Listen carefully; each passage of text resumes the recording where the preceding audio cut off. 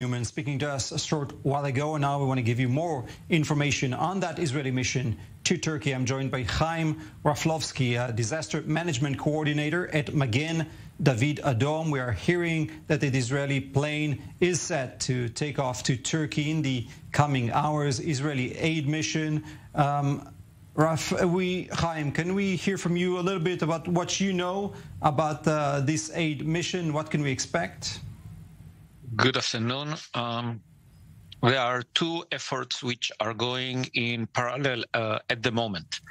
One is an Israeli mission that is coordinated by the Prime Minister Office, the Ministry of Foreign Affairs, and the Ministry of Health.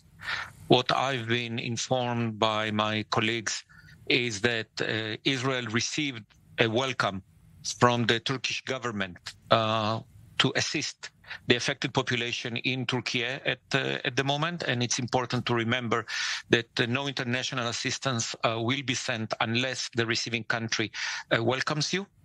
And in the coming hours, there are professional discussions with the colleagues in Turkey to identify the exact needs of such a team.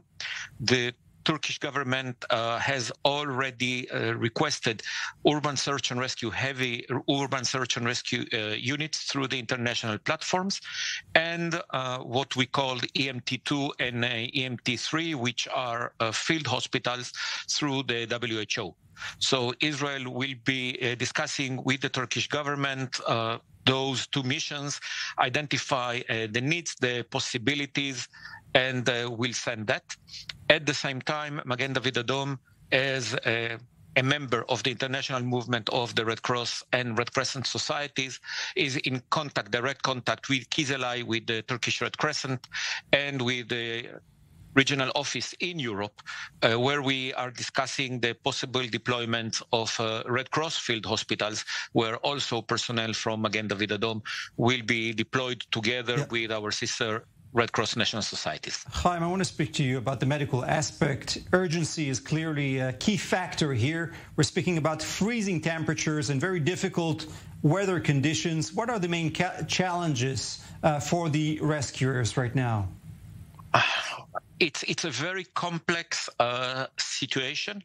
First of all, as you mentioned, the chances of survival of the people who are trapped under the rubble in freezing conditions is much slimmer. Unfortunately, they will go into hypothermia, which is reducing their chances of survival. And we need to remember that the Barbara weather phenomena, which is affecting at the moment Israel, is also affecting that part of the world. So we have a race against time when it comes to the crash injuries and to the freezing conditions for the population. But at the same time, we need to remember that the whole population is affected by those freezing temperatures.